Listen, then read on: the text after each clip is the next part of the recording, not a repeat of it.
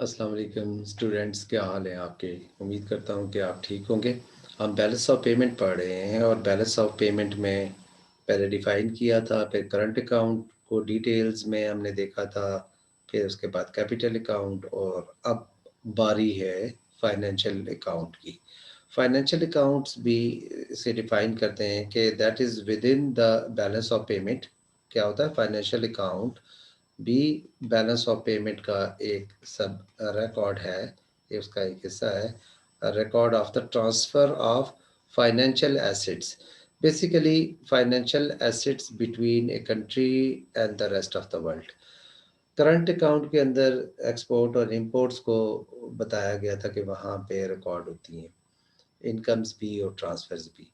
Financial account में money के flows या तो इन्वेस्टमेंट्स की वजह से हों, ठीक है?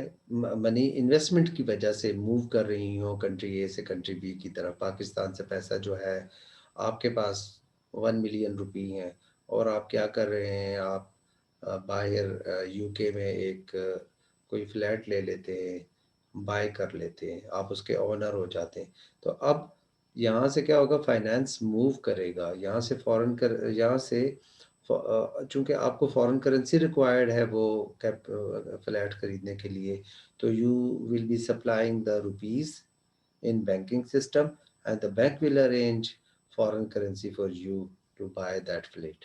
तो इस तरीके से ये होगा कि फॉरेन करेंसी मूव करेगी और वो हमारे लिए डेबिट में रिकॉर्ड होगा फाइनेंस के। सो तमाम टाइप की जो इन्वेस्टमेंट्स हैं या बैंकिंग जो मूवमेंट होती हैं मनी की, फॉरेन करेंसी की, फाइनेंशियल ट्रांजैक्शन, वो फाइनेंशियल में रिकॉर्ड होती हैं। Financial account balance of payment के फाइनेंशियल अकाउंट में वो रिकॉर्ड होती हैं।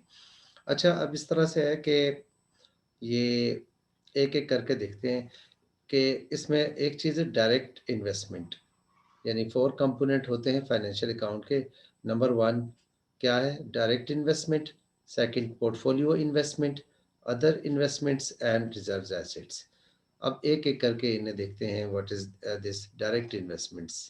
डायरेक्ट इन्वेस्टमेंट्स यूँ होती हैं कि अगर आप बाय कर रहे हों, जैसे अभी मैंने प्रॉपर्टी की एग्ज़ाम्पल दी थी कि आपके पास 1 मिलियन पड़ा है, तो आपको उस घर की डायरेक्ट ओनरशिप भी मिल गई और आप उसे मैनेज भी कर रहे हैं। अगर कोई पाकिस्तानी यूके में जाकर वहाँ कोई फ़र्म टेक ओवर कर लेता है, यानी उसको बाय कर लेता है और ओनरशिप और मैनेजमेंट उसके नाम हो जाती है, तो वो कहलाएगी हम डायरेक्ट इन्वेस्टमेंट। या या फिर यूँ कह सकते हैं कि देखिए दोनों तरफ ये ट्रांज़ैक्शन चलती हैं कि एक यूके का पर्सन पाकिस्तान में आया और उसने यहाँ एक कंपनी को बाय कर लिया, टेक ओवर कर लिया, पैसे दिए उसके मालिक को, तो वो उसका ओनर हो गया। इस टाइप की इन्वेस्टमेंट जिसमें कि मैनेजमेंट और कंट्रोल जो है, वो एक शख़्स के हाथ में आता है, such is known as direct investment. Direct, D से डायरेक्ट, ए से डायरेक्ट इन्वेस्टमेंट, आई से इन्वेस्टमेंट। अच्छा, और दूसरा जो टाइप की इन्वेस्टमेंट है वो पोर्टफोलियो इन्वेस्टमेंट है। पोर्टफोलियो इन्वेस्टमेंट में इस तरह से होता है कि आप जो है वो किसी अ, यानी शेयर्स बाय कर लेते हैं, बैंकों में पैसा रख लेते हैं। आपके पास 1 मिलियन पड़ा हुआ है, आप जाके यूके के बैंकों में रख लें और वहाँ पे इंटरेस्ट आपको मिलता रहेगा। आप जो है ना यूके की स्टॉक मार्केट्स में जाके शेयर्स बाय कर लेते हैं और आपको वहाँ से प्रॉफ़िट मिलता रहेगा। लेकिन आपके पास कंट्रोल तो नहीं है। आपके पास वहाँ मैनेज उस बिज़नेस को मैनेज करने का कंट्रोल नहीं है, डायरेक्ट आपकी वहाँ उस तरह से ओनरशिप नहीं है। इसलिए that type of investment is known as portfolio investment. Portfolio investment जो है, ये पोर्टफोलियो इन्वेस्टमेंट की बात कर रहा हूँ। अब आ जाती है थर्ड टाइप की जो इन्वेस्टमेंट्स होती हैं, वो पोर्टफोलियो इन्वेस्टमेंट के बाद अदर टाइप ऑफ इन्वेस्टमेंट्स होती हैं, या ये वो इन्वेस्टमेंट्स हैं जो बैंकिंग जो इंस्टीट्यूशंस है ना, वो मनी फ्लो करते हैं from country A to B. Hot money flows भी इन्हीं में शामिल होते हैं। हॉट मनी फ्लोज भी अ, इसी में अदर टाइप ऑफ इन्वेस्टमेंट्स में आते हैं कि बैंक्स जो है वो इंटरेस्ट रेट, या कोई पर्सन या ऑर्गेनाइजेशन जो इंटरेस्ट रेट में और एक्सचेंज रेट में जो डिफरेंस आ जाता है, उसका एडवांटेज लेने के लिए मनी कंट्री ए से कंट्री बी की तरफ मूव करते रहते हैं, या तो such type of investments is none other में रिकॉर्ड होती हैं, अदर इन्वेस्टमेंट्स। इसके अलावा एक पोर्शन इसका होता है रिजर्व्स एसेट्स का। रिजर्व्स एसेट्स जो है वो किन चीज़ों का नाम है? आप बुक पढ़ेंगे रिजर्व्स एसेट्स नंबर 1, गवर्नमेंट के पास जो फॉरेन करेंसी होती है उसके जो रिजर्व्स होते हैं उनको हम रिजर्व्स एसेट्स कहते हैं। इसके अलावा गवर्नमेंट के पास जो गोल्ड के स्टॉक्स पड़े हुए हैं गोल्ड के, वो भी रिजर्व्स एसेट्स में हैं। और जो फोर्थ है उसमें थर्ड जो पार्ट में उसमें है रिजर्व्स ऑफ एसडीआरस। एसडीआरस होते हैं स्पेशल ड्राइंग राइट्स। ये आप यूं कहें कि that it is the IMF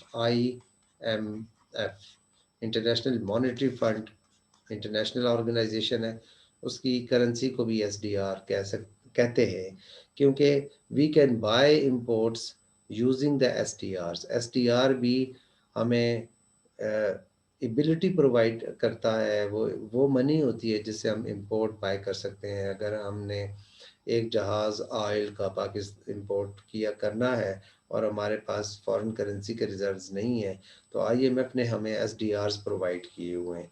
हम उन एसडीआर को यूज़ करके वो पेमेंट्स दे सकते हैं, और लोन की शक्ल में ही आईएमएफ प्रोवाइड करता है एसडीआर्स।